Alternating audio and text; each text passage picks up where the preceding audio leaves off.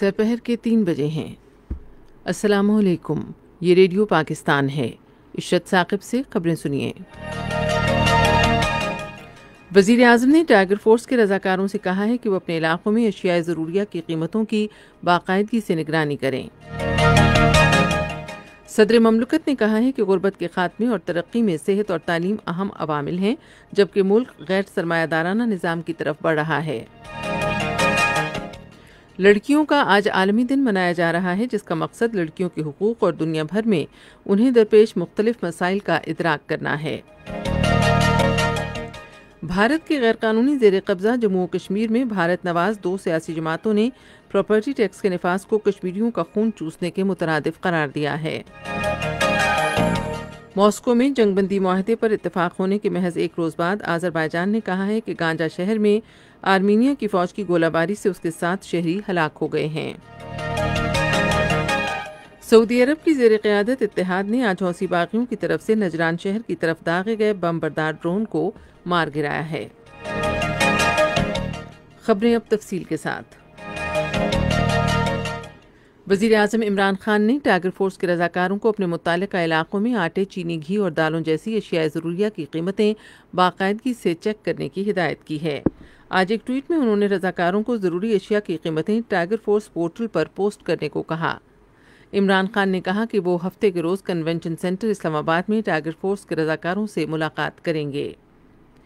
اس سے پہلے وزیر اعظم عمران خان نے ایک اور ٹویٹ میں کہا کہ حکومت نے اپنی حکمت عملی مرتب کر لی ہے اور تمام وسائل بروئے کار لاتے ہوئے اشیاء خور و نوش کی قیمتیں کم کرنے کے لیے کل سے کارروائی شروع کی جائے گی۔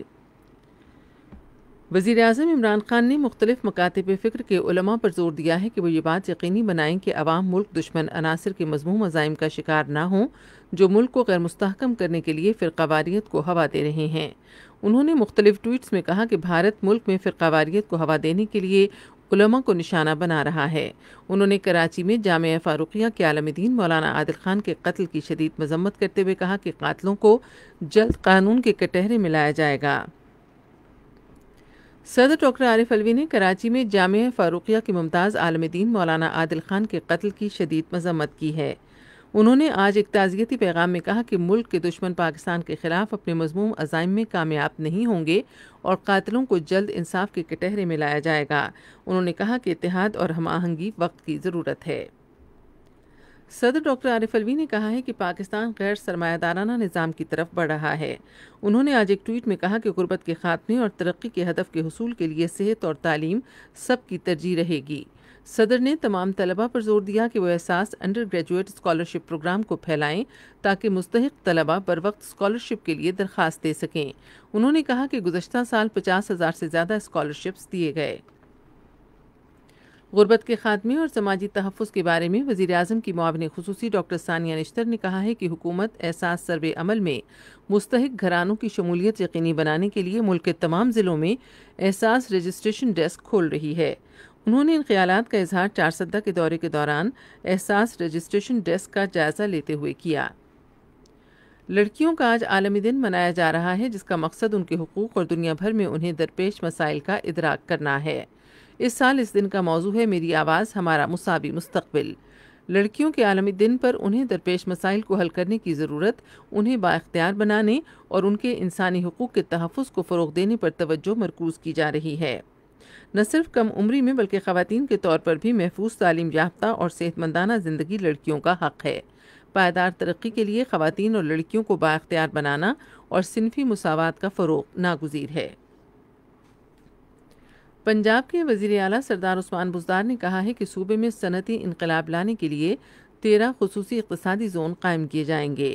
انہوں نے آج لاہور میں ایوان صنعت و تجارت ڈیرہ غازی خان کے نئے منتخب صدر خواجہ جلال الدین رومی سے ملاقات میں اظہار خیال کرتے ہوئے کہا کہ پسماندہ علاقوں میں صنعتی اور کاروباری شعبوں کو فروغ دے کر جنوبی پنجاب میں روزگار کے نئے مواقع پیدا کیے جائیں گے۔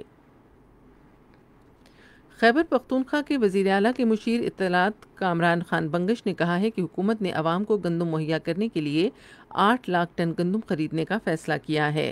انہوں نے آج سپہر پشاور میں ایک نیوز بریفنگ میں اظہار خیال کرتے ہوئے کہا کہ متعلقہ ادارے لوگوں کو حکومت کی طرف سے مقرر کردہ قیمتوں پر گندم کی فراہمی یقینی بنانے کے لیے کام کر رہے ہیں۔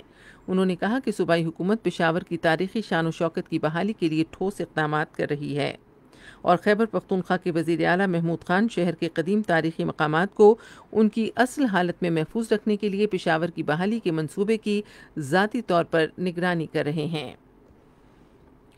یہ خبریں آپ ریڈیو پاکستان سے سن رہے ہیں۔ بھارت کے غیر قانونی زیر قبضہ جموں و کشمیر میں بھارت نواز 2 سیاسی جماعتوں نیشنل کانفرنس اور پیپلز ڈیموکریٹک پارٹی نے خطے میں پراپرٹی ٹیکس کے نفاذ کے حکومتی اقدام کو تنقید کا نشانہ بنایا ہے۔ اپنے الگ الگ بیانات میں دونوں جماعتوں نے کہا کہ ٹیکس نے پہلے سے مشکلات کے شکار عوام کو مزید زیر بار کر دیا ہے۔ انہوں نے اس اقدام کو سنگین ناانصافی قرار دیتے ہوئے کہا کہ مالی امداد اور دیگر اقدامات کے بجائے بھارتی حکومت کشمیری عوام کا خون چوسنا چاہتی ہے۔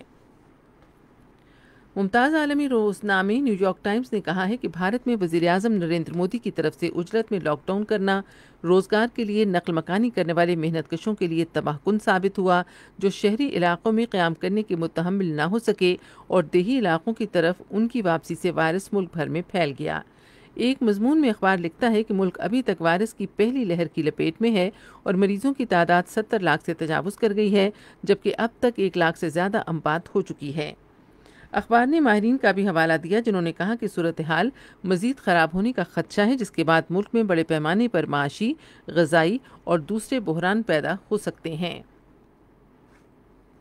آذربائیجان اور آرمینیا کے درمیان نگورنو کاراباخ کے تنازع پر روس کی ثالثی سے ہونے والا جنگ بندی معاہدہ خطرے میں پڑ گیا ہے، کیونکہ دونوں ملکوں نے معاہدے کے محض 1 روز بعد ہی ایک دوسرے پر ایک بار پھر خلاف ورزیوں کا الزام عائد کیا ہے۔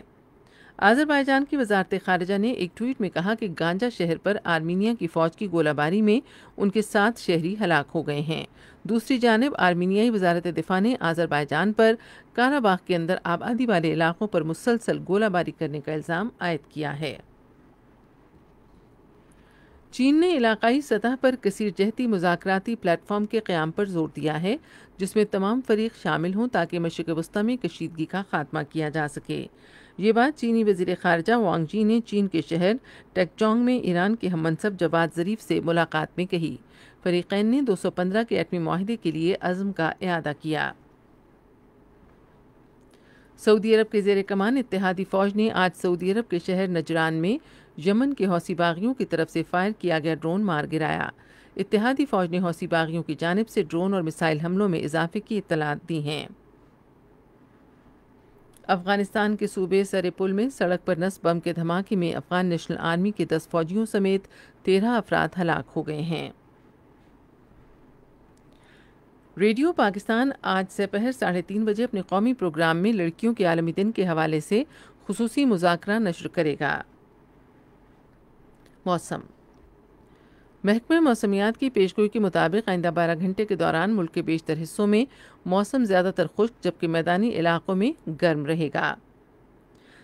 تاہم بالائی خیبر پختونخوا میں گرج چمک کے ساتھ بارش کی توقع ہے۔ آج سے پہر ریکارڈ کیا گیا بعض شہروں کا درجہ حرارت: اسلام آباد اور Peshawar 32 degree centigrade, Lahore 34، Karachi 38، Quetta 20، Gilgit 27، Murree 24 اور مظفر آباد 31 ڈگری سینٹی گریڈ۔ بھارت کے غیر قانونی زیر قبضہ جموں کشمیر کے بارے میں محکمہ موسمیات کی پیشگوئی کے مطابق سری نگر، لیہ اور شوپیاں میں مطلع جزوی طور پر ابرآلود اور موسم خشک رہنے کی توقع ہے، جبکہ جموں، پلوامہ، اننت ناگ اور بارہمولہ میں موسم خشک رہنے کا امکان ہے۔ آج سے پہر سری نگر میں درجہ حرارت 26 degree centigrade, Jammu 32، Leh 13، Pulwama 24، Baramulla 25، Anantnag اور شوپیاں میں 22 ڈگری سینٹی گریڈ ریکارڈ کیا گیا۔ اہم خبروں کا خلاصہ آخر میں ایک بار پھر سن لیجیے۔ وزیر اعظم نے ٹائیگر فورس کے رضاکاروں سے کہا ہے کہ وہ اپنے علاقوں میں اشیاء ضروریہ کی قیمتوں کی باقاعدگی سے نگرانی کریں۔ صدر مملکت نے کہا ہے کہ غربت کے خاتمے اور ترقی میں صحت اور تعلیم اہم عوامل ہیں، جبکہ ملک غیر سرمایہ دارانہ نظام کی طرف بڑھ رہا ہے۔ لڑکیوں کا آج عالمی دن منایا جا رہا ہے، جس کا مقصد لڑکیوں کے حقوق اور دنیا بھر میں انہیں درپیش مختلف مسائل کا ادراک کرنا ہے۔